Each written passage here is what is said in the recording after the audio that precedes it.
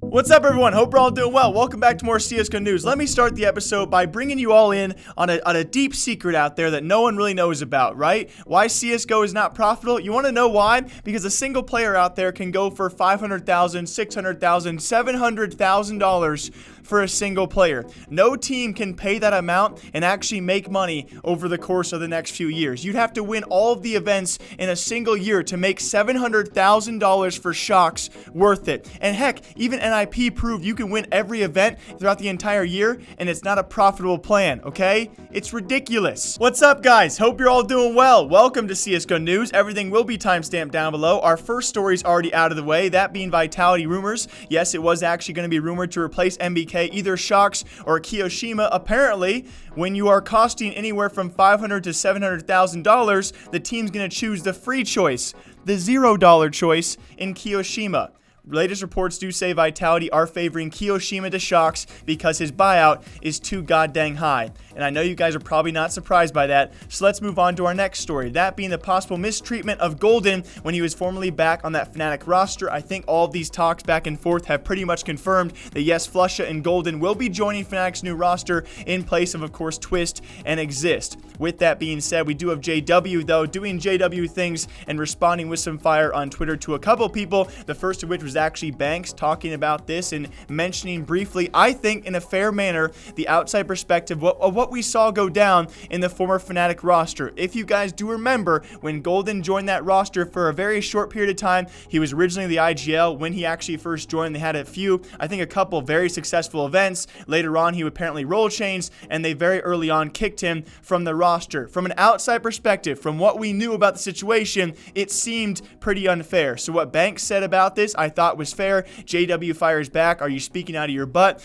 Banks then fires back and says he has screenshots that apparently did say that Golden had no idea about the role change or the roster change as well. And then JW says, no, he did. He was full aware of that. So if the players knew things we didn't, that's understandable. But you got to understand from an outside perspective, from a viewer's perspective, we don't know that stuff. And it looked pretty unfair. Also, Thorin jumped in on this, guys, and he actually kind of called JW out for kicking Flusha at the time as well for not playing too well or for being crap. Flusha responded to Thorin and said, hey, I wasn't kicked. I told the team I was actually going to leave on my own. So, it kind of just goes the whole instance, guys. I think it's fair from both sides, right? Obviously, we, as people who talk a lot about CSGO, probably don't know the full details a lot of the time of what the players know, but you got to understand from our perspective, we don't know all those things because you don't share them publicly as well, right? Golden's not out there saying, hey, I knew about the rule change. I knew I was going to be kicked. This is okay. So we only can speculate from what we know. So I understand both sides here, and I guess we've kind of subtly confirmed that Flusha and Golden will be coming back and hopefully still be treated as well as they were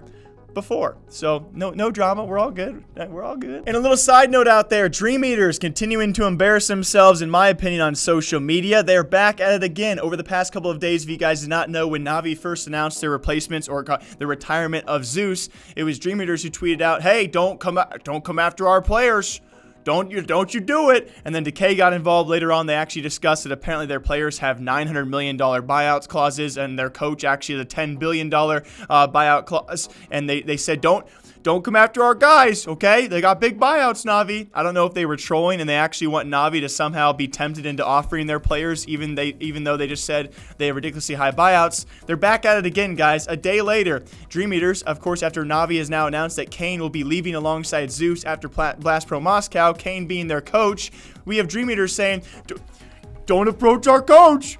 Okay, don't do it. We're not going to give him to you. I don't know if this is some reverse psychology and they expect that, oh, Navi's going to be so tempted after we tell them our huge buyouts and we tell them they can't have our players and our coach. They're going to be so tempted to offer them, or they're just trying to make a joke out of it, which I guess is kind of funny to a few people out there. To me, it just seems a bit weird. And maybe I don't get CIS humor, but it's DreamEaters guys saying, do not approach our players, do not approach our coach. We're not going to give them to you. But now, in the future, whenever you let your players and coach go, I'm going to be here to talk about this moment. And speaking of Navi, guys, you got to love it. We are so close. We are so freaking close to Navi and phase changes because Navi Guardian has never been this close to confirm before. It's actually a latest clip over at Blast Pro, guys. Zeus pretty much just further confirming the fact that yes, it's actually Navi not looking for an IGL. They are looking for a sniper. What you are looking as fifth player, IGL, or another role?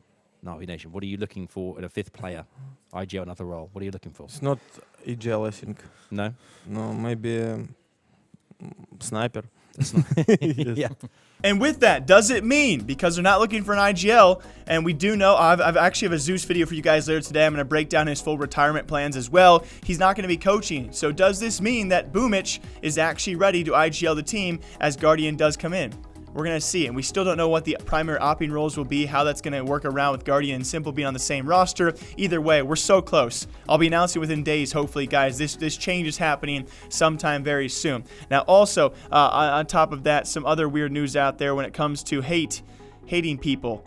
I don't know why we all do it, but apparently Finnish boys love hating people. It's actually a great interview by HLTV. I'll link it down below for all of you guys. That being with SuNny, who apparently now is the villain on ENCE, which I guess you can somewhat expect it, right? Because he's replacing such a likable guy, a guy who actually showed up very well at the major and has been a young talent for this team ever since he did join them, that being Alexi B. He's a very well-liked and a younger player, so maybe you expect some younger backlash from the Finnish scene out there, and that's exactly what happened. It's actually SuNny in this interview who talks about it's insane the amount of hate he has gotten from 12 to 14, I almost can't even say it without laughing, from 12 to 14-year-old Finnish boys who call him scum. They call him amongst other words as well. Even funnier, Alu then steps in the interview apparently and does say they've been listening to Thorin too much. Those little Finnish boys are the primary fan base apparently of Thorin. I'm sure they are a portion of them. And yeah, they've been actually calling out SuNny for joining the team. And according to SuNny, these Finnish boys might not even know who SuNny is, and that's why they're hating on him. It's crazy. It's funny. I don't hate the guy. I know a lot of, I hope a lot of you guys don't hate on SuNny. There's really no reason to. Alexi B will find a new home. I feel bad for Alexi. I'm not going to hate SuNny for joining the roster here, guys. I know that 99% of you don't hate him either, but there's probably that one 12 to 14-year-old Finnish boy who speaks English somehow watching this video right now, and he's livid. But hopefully the hate will actually quench itself words as they do actually impress us. Hopefully, if this ENCE roster can turn it around with SuNny, we're going to find out sometime soon. But for now, the boys keep hating on SuNny. And that's going to conclude CSGO News. Thank you guys all for watching. You guys have been amazing. It's been an amazing week, and I think we're almost caught back up. There should be some big breaking news later today as well. I'll probably cover it tomorrow, and we should be caught up for the week of this giant roster mania. And then we got Blast Pro Moscow, so the CSGO News will keep on rolling. As always, thank you guys for watching. I'll catch you back here sometime soon. Until then, take care. Okay, goodbye.